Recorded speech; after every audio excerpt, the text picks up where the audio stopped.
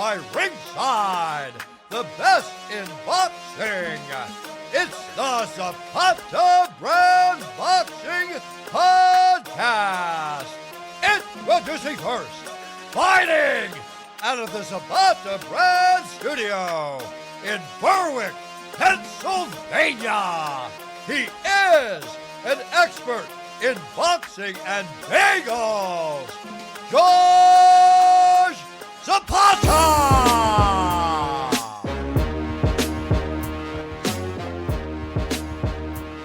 Fight fans, welcome to the Zapata Brand Boxing Podcast. George Zapata. I am George Zapata, and my guest today will be headlining June 27th at the Fantasy Springs Resort and Casino in Indio, California.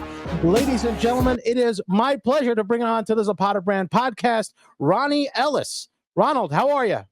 I'm good, man. How you doing, man? Everything's good over on this side. Well, that's good. And hopefully we can get a little bit into the fight. But first, I want to get into a couple things before we get going, if you don't mind. All right, let's get it. All right, let's get into it right away. Ronnie, who was Ronald Ellis as growing up? Who were you growing up? I knew you grew up in Massachusetts, but who were you as a kid? I was a little athlete. I always liked playing sports, football, basketball. You know, just growing up in a tough little city, everybody always gets into fights and all that good stuff. I used to love fighting. Bruce Lee, all this good stuff. That's what I used to, I just always liked fighting. I did karate for a few years. Then it was just too slow pace. That 1 point, 2 point break, all that. So once my uncle showed me this boxing shit, I just ran with it. Let me ask you, were you an athlete or were you more just because in Massachusetts, they're mostly known for like, boxing too, but hockey, it's up north there. Yeah. Boxing, we were into big football. We're a big football town here, the Rust Belt, down in Florida. Were you into football, baseball, or just mainly just boxing? Football, baseball, basketball. I always played for school. I played for Lynn English freshman year. That's when I really started like going hard with boxing, but played Papawana since I was 10 years old. So I was always playing football, always out there, always just trying to get into any sport. Played baseball for like middle school and stuff, but nothing major. Well, honestly, because you look like an athlete to me. You got a build of an athlete, lean, quick twitch fiber muscles. You look like. So it surprises me that you would head to the boxing end and rather than go to something more traditional, because boxing isn't traditional. Yeah, you ain't lying. Like I said, I just love to fight. Growing up, always fighting. And, I'm not that tall, man. I'm like almost 6 feet, almost 5'11" and a half. But if I was a little bit taller, trust me, I'm nice at ball, man. I could have been out there. So who got you into boxing? How did you start? Was it something you just picked up? No, my uncle actually, Theody Wood, and my little cousin, my older cousin, he was I got a boxing gym. I'm like, for real? Because we used to always do karate together. Always, like I was saying. And I always did those little tournaments. I got second place once, broke my soul. I didn't know what to do. Karate was always there, but I wanted something a little faster, a little.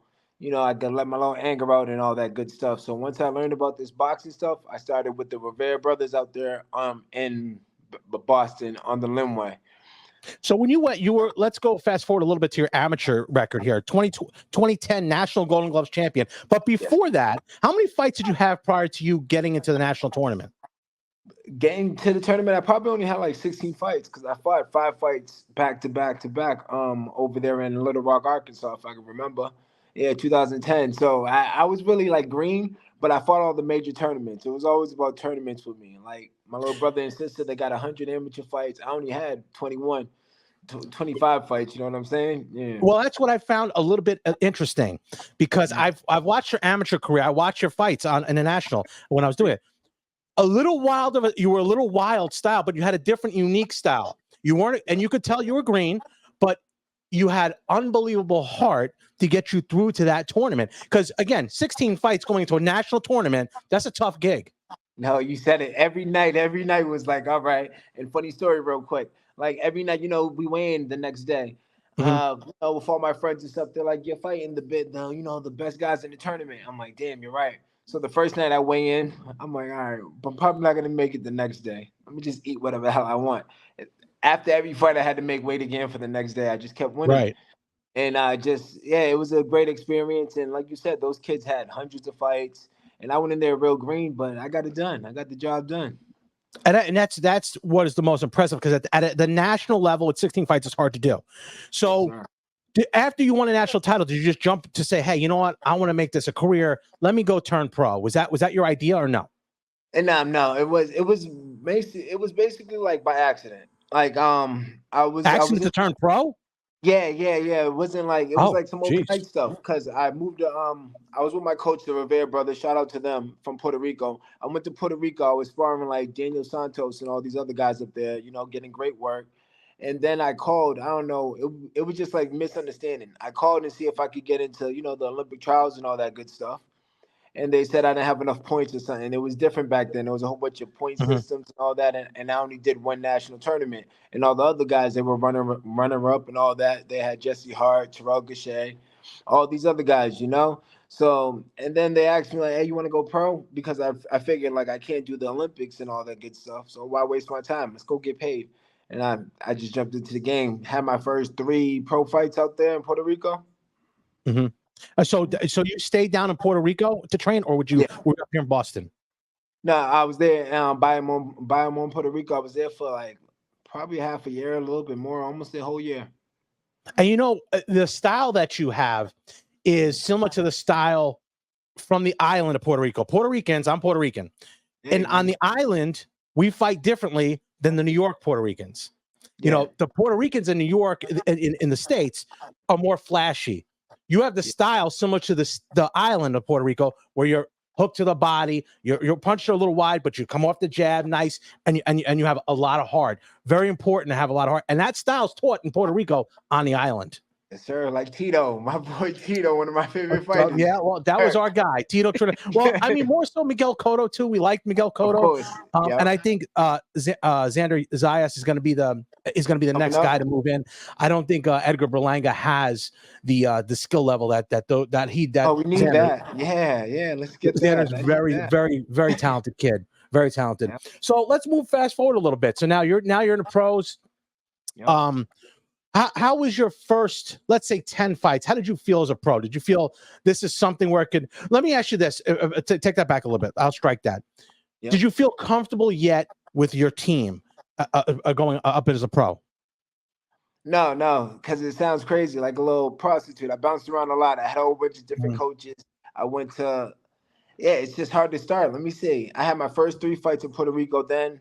I started working with Robert Garcia because I was with Top Rank Oh, and yeah. all these guys. Yeah, Cameron Duncan, rest in peace, Cameron. I was Yeah. he was my manager, and he got me over there with Robert Garcia, and I had about, let me see, like 6 fights with him, and then I've been going through pains, everything. I broke my elbow, had elbow surgery, and I was with Top Rank, and then I failed a drug test. I was young, failed a drug test for marijuana, and then Now it's legal. Now it's legal. Let's be yeah, perfectly clear. exactly. It's It's like legal damn. now. And that story, it wasn't like it was every day. It was like, oh, it was a short notice fight. They was like, you want to fight in Madison Square Garden? Who's gonna turn that down? I wasn't even training. I was in Boston. I wasn't with Robert in California. So I took that fight, went over there, got popped, and after that, Top Rank let me go. I just been running around. My whole career has just been really different. Then I ended up over here at Wild Card a couple years ago. I was working with Frankie Lyles, and that fell apart. And then now I'm back with Wild Card. So it's just a whole bunch of bouncing around, and now I feel comfortable.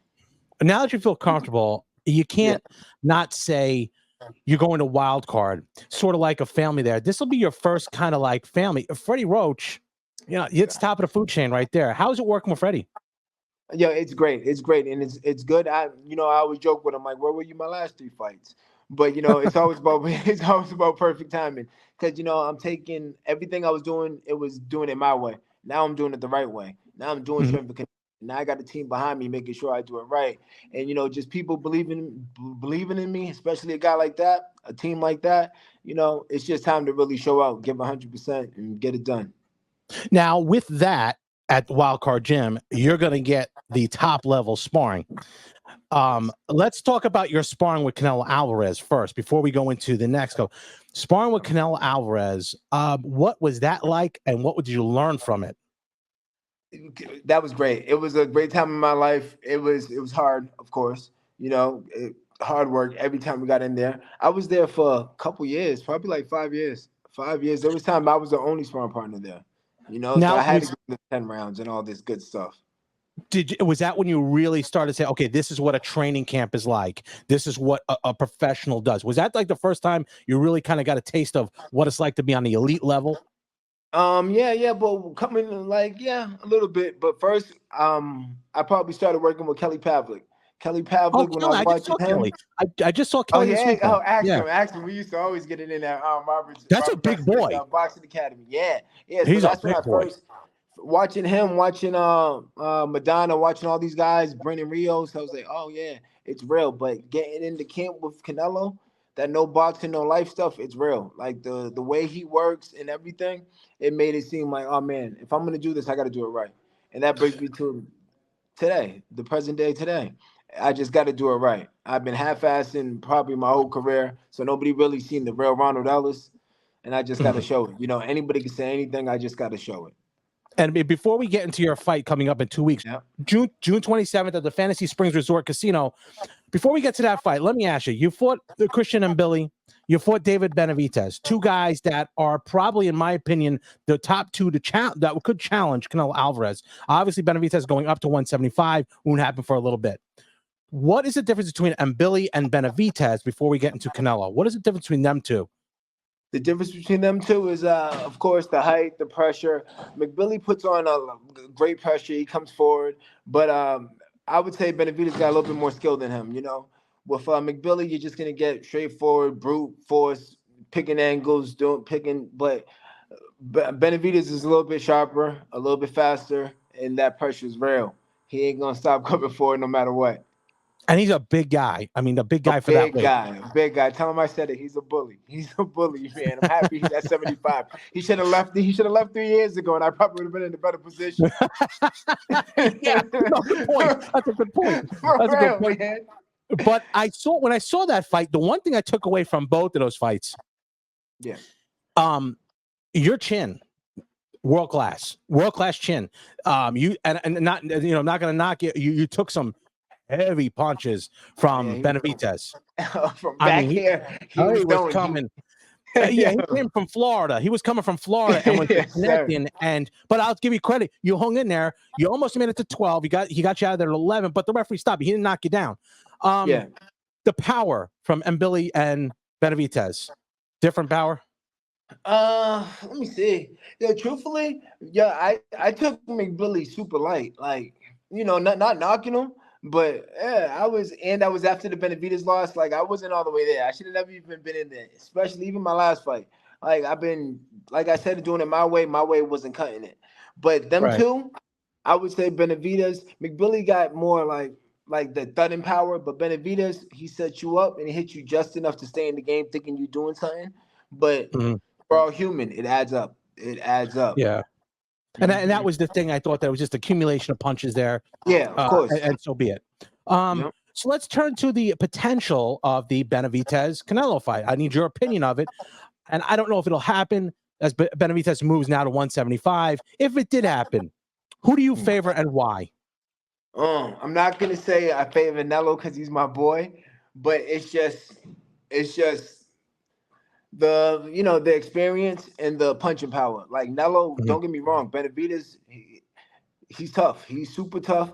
But Nello, when he's hitting you with them 16 ounces, 18 ounces, whatever, he was hitting me harder than Benavidez hits me with the 10s. So that comes to and I always say that, and I'm keeping it real. If anybody went with both of them, they'll say the same shit. Nello, he's really hitting like that.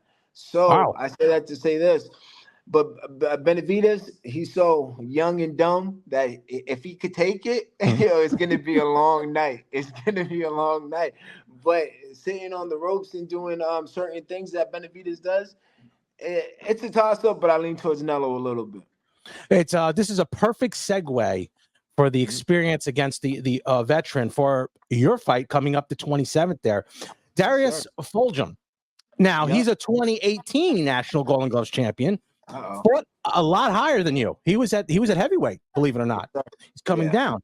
So now he fights at your weight. Are you fighting at 68? Or you right? 68. Yep. Okay, so contract weight is 68.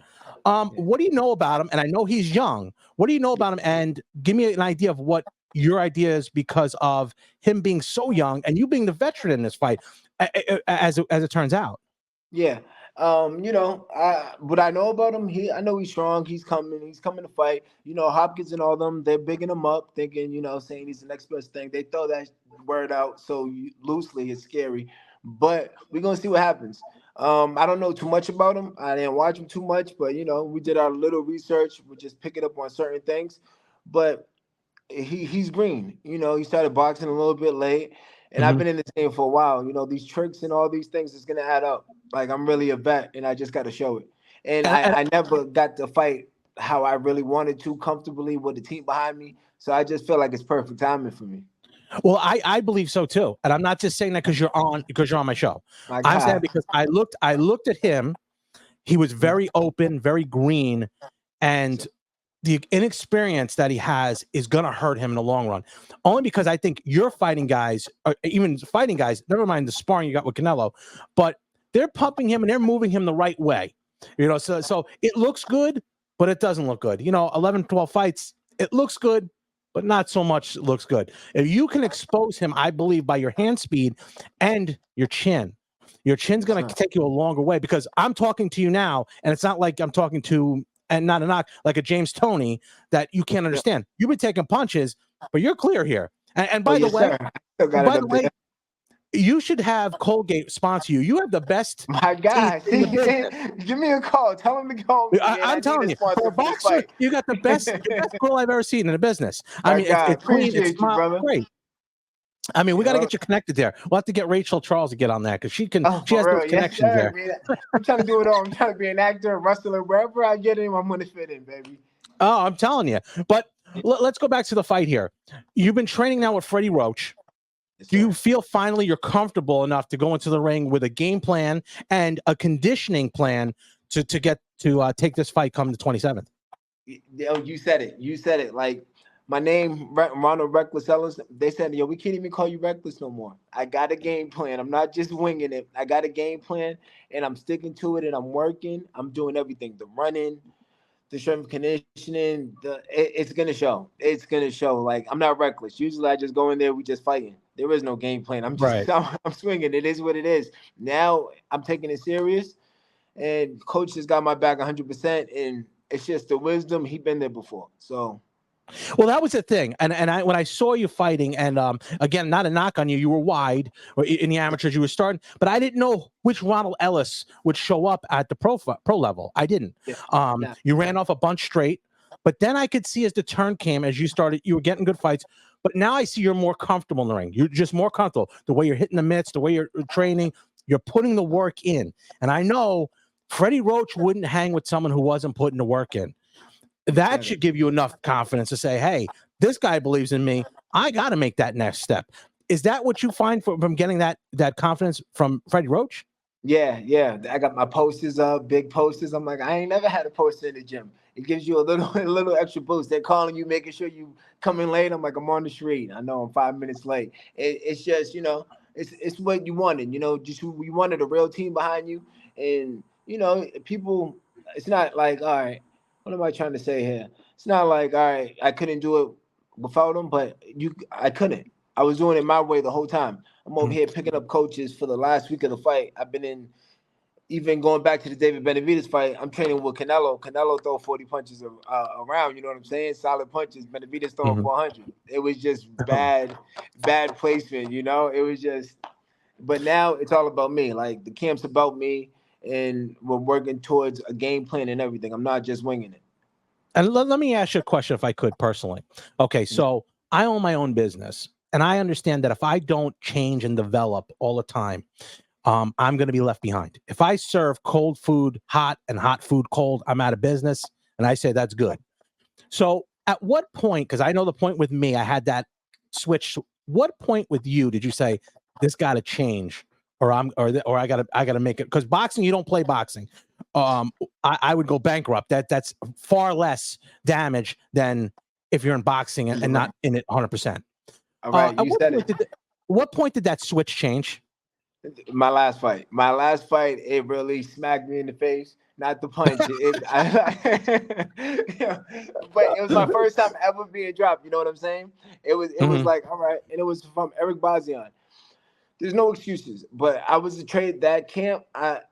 Like I said, I was in camp with Nello because he was fighting Charlo. I got damaged at camp. Me and Nello was going at it. I had a busted eardrum, a whole bunch of shit. Like I wasn't 100%, but I'm going to the fight off balls. I picked up Coach Ivan 2 weeks before the fight. Last week, like a week before the fight. Then I go over there. I'm losing weight. It was just, but that's when I was like, I can't play this shit no more. I'm getting older. I can't play around. I got knocked down. I got up. The fight could have continued. Anybody could watch it. I felt like I was coming back. But that made me think like, all right, if I'm going to do it, I'm going to do it 100%. I'm not going to do it at all. I was ready to chalk it up. And then I went down the wild card and I asked Freddie, like, yo, Freddie, you could train me? And that's when I told him, like, you should have been around for three fights. So I was there for a couple weeks. And then he said, yo, you still got it. And he really sat me down and was like, all right, we're really going to work. We're going to make it happen. So shout out to them for believing me and just giving me the shot. Well, again, I've been following you and watching you. I actually saw you as an amateur. But one of the things I noticed when you got knocked down in that last fight, that wasn't the same kind of Ron Ellis. Ronald Ellis wouldn't get knocked down that way. It was a weird knockdown. You went backwards and kind of were like, maybe I continue, maybe I don't. I don't know. It was a weird, it didn't look like Ronald Ellis that I knew, which concerned me only because I said, man, now he's, is he going to be just a stepping stone for these guys coming up? But this is a fight that can trick people, and it might trick Golden Boy into putting them in the ring, their fighter, in with you. What do you think about them thinking maybe, it's going to be an easy Ronald Ellis fight? Is this a different Ronald Ellis? I love that. This is a different, what they seen, my last couple fights, that's not me whatsoever. Because I know what I really put in, and I know what I am right now. It's two different people. So that's what I want them to take. You know what I'm saying? Nobody makes mistakes. It's just perfect timing on my behalf. I'm doing it 100%. It just got to show. I can't say it enough. I just really got to show it. They made a mistake. It is what it is. And let me go back to your hometown gym there. I'd heard that you trained in the same gym as the Boston Bombers' brother. Oh no! Come on, man. You're gonna give me hate mail. Nah. No, we did the Golden Gloves together. Like we was in the same. Yeah. We was in the same locker room and stuff. Yeah. Like we partners and shit. Nah. Okay. Well, no, I didn't say that at all. No, that didn't come from me. Nah. We just fought on the same Golden Gloves team. Because you know how it was like, how was Golden Gloves? Like you fight for the low, and then you get the Northeastern regionals. So he was just on my squad. Yeah, he was just in the New England squad. He a strange dude? Yeah. He was always dancing and doing weird shit. The bigger one. There's two of them, right? Yeah. The bigger one could punch. He fought. I think he fought my boy Sean Armstrong. I think. Yeah, he was strange. He was his whole wardrobe and stuff. He'll come with a suit with some pointy boots. He's a weird guy. Yeah. Okay. Well, that makes sense. That puts two together. Yeah.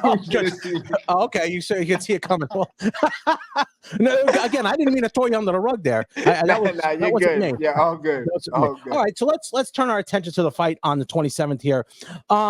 Let's not look past him at all. But do you see things that you can pick up with him that you're studying that you could say, hey, I could springboard myself into another big potential high profile fight? Oh yeah, of course. That's the plan. You get past this guy, young hungry lion, never putting nobody down. This boxing, anything can happen. But it's perfect timing for me. I keep saying it because I believe it. I'm going to get it done, and then I'm right back like I never left. I'm back like I left my car keys. I'm going to be right back with those big guys, and they need comeback fights, all this good stuff. The super middle division is great. There's a lot of people there, a lot of fights, potential, and I can make 160. So you can make 160. Yeah. I was going down to 160. That was the game plan for this fight, but then this opportunity came, and I'm like, all right. He's a big guy, but hey, I ain't got to cut no weight.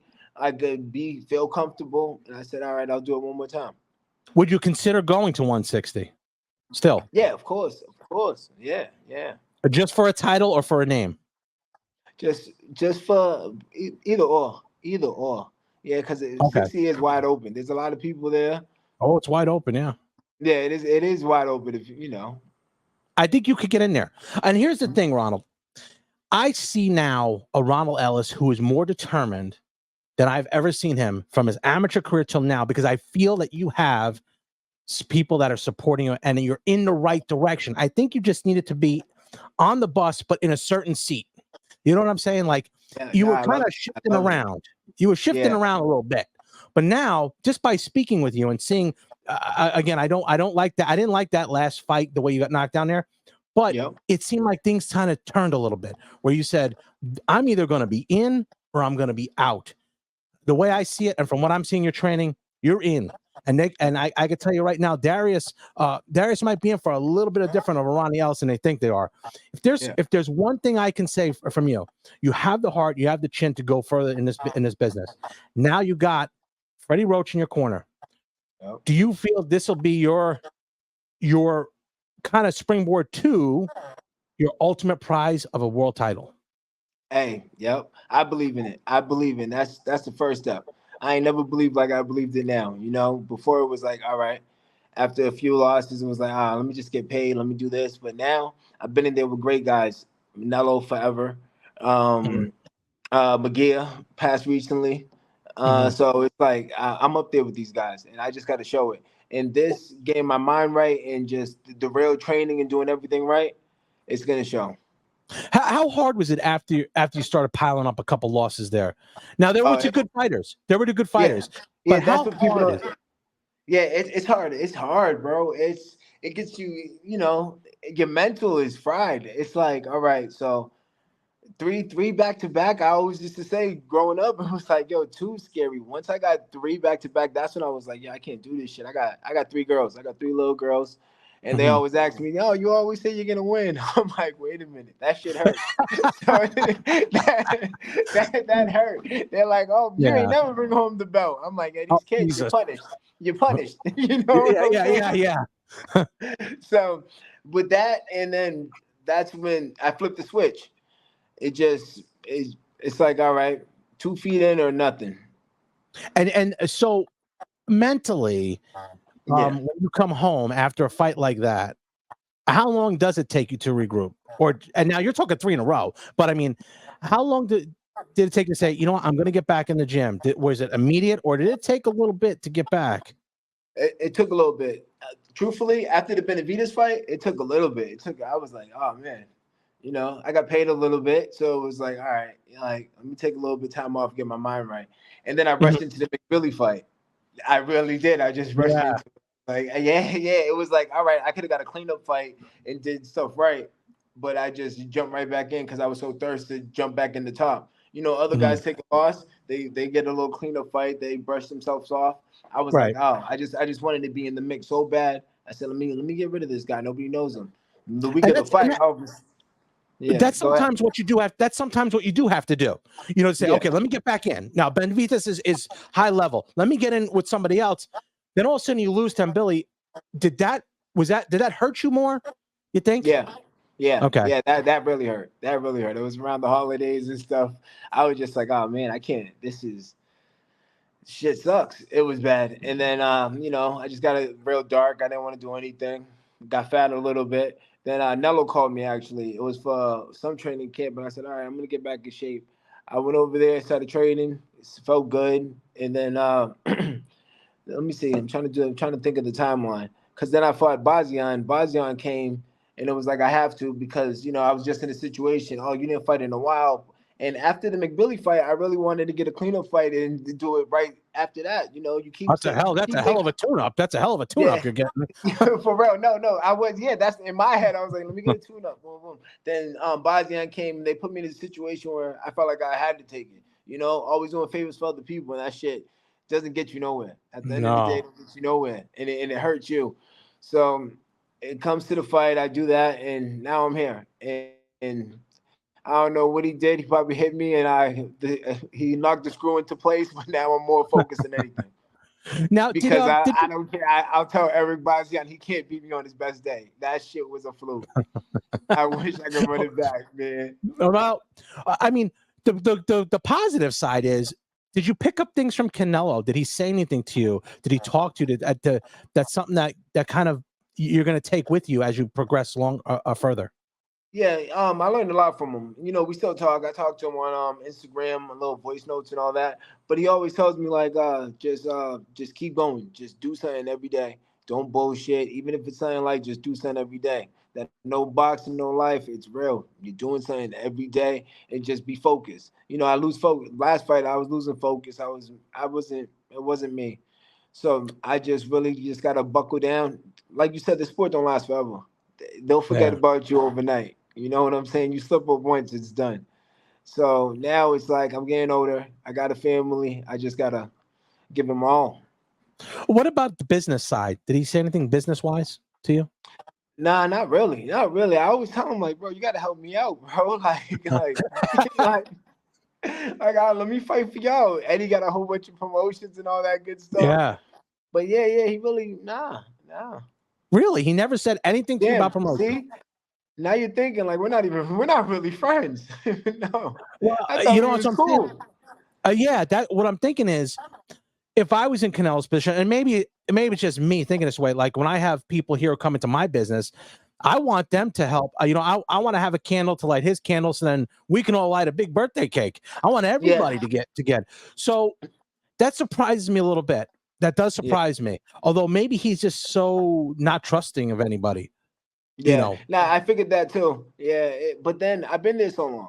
Throw me a bone. Help me out. I've been there Does he for shit. We've been there for 5 years. I've been there for 10 camps. You know what I'm saying? does he still call you at all for sparring? Yeah. Well, they hit me up for the McGee fight. But I told them I'm over here because I'm at wild card, so I can't just pick up and leave. And this is the Oh, first time. okay. Yeah. So then we talked about it. We Uh-oh. laughed about it. Yeah. Okay. Well, I mean, at that point, you're trying to now make headways, but I think he's winding down a little bit. I think he's going to do a couple more, get the better of this fight, and then call it a career. He's got save some money for us. Yeah, get up out of here. give us something, anything. Hell, give me something. Give me an interview for all I care about. Anything. You ain't lying, yo. Yeah. So let me ask you, Ronnie, who inspires you the most? But in like life, In life, just in life, like if Ronnie Ellis had to say, I want someone to be with me and go in a foxhole with that I know is going to be right there with me, and for me, it's my wife, because I know if I ever have an issue, she's standing right here with me. But sometimes it's not your wife. Sometimes, my first wife didn't want me to do anything. You know what I mean? So it was bad. So I had to get out. But my wife now is supporting me of what I want to do. She wants to help me, give me that ladder to go up. Who's the person that you feel inspires you enough to get, reach that hand out, get that ladder for you to get to the top? Because when you get to that top, man, that air is good up there. Yep. Hey, you said it. It's probably just watching my parents. I got to give it up to them. You know what I'm saying? I got 5 kids. It's hard seeing my dad go through quadruple bypass, training us and all that good stuff. Like I don't know how he does it. I don't know how he's still kicking and just always motivating. And he always goes everywhere. He never misses any of my fights. If anything, that's my believer, my guy. That's my guy and my mom. I promised my mom I'm gonna do it right this time. So, because your mom never wants to see you getting hit. She sees the losses. She's like, "Oh, it's time to chalk it up." I said, "Nah, ma, I'm gonna do it right because I'm always half-assing when you're gonna see a big difference." So I got something to prove. Well, at the end of it, you can also always say that, hey, I gave whatever I could. I'm gonna do it right. Yeah. And hey, sometimes it doesn't end the way you wanted to, but you gave it 100%. You'd be kicking yourself in the ass if you said, if you continued this way and didn't meet Freddie Roach and didn't have this opportunity that you're going to have in 2 weeks, you'd be kicking yourself in the ass. But now at least you have that opportunity, and now you're here on camera with me. You got to promise us that you're going to give us the best Ronald Ellis. Yep, I promise. Everybody tune in. I promise you guys, we're going out with a bang. We're gonna look real good. We're gonna show out. Well, that would be now. It's gonna be on June 27th. Ronald Ellis main event. Is this your first main event that you fought on for Golden Boy? Oh, for Golden Boy, yeah. I The never first fought. main event, Darius Fulgham, and he's an up and coming prospect that they believe. But I think at the end of this fight, you're going to see someone like Ronald. And I'm not saying this because you're on my show. Yeah. I've watched the tape, I've watched the videos. Although he is a little bit heavier, I think Ronald Ellis goes in here, upsets the apple cart, puts his name, and you're not a prospect anymore. You're a legit contender. Puts his name in the hat to move on forward and possibly get that title shot sooner than later. Dang.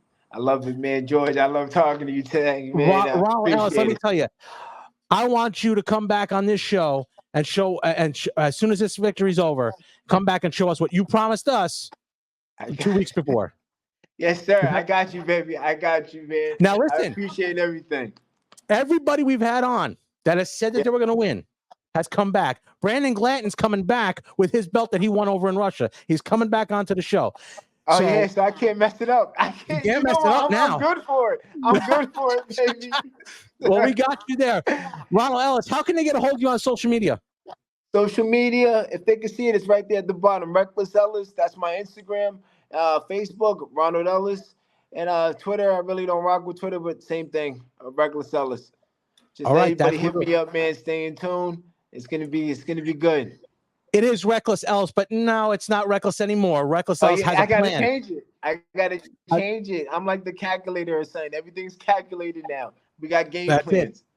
And if Colgate's out there, give this man a sponsorship. He's got the best smile in the business. Get him a sponsorship.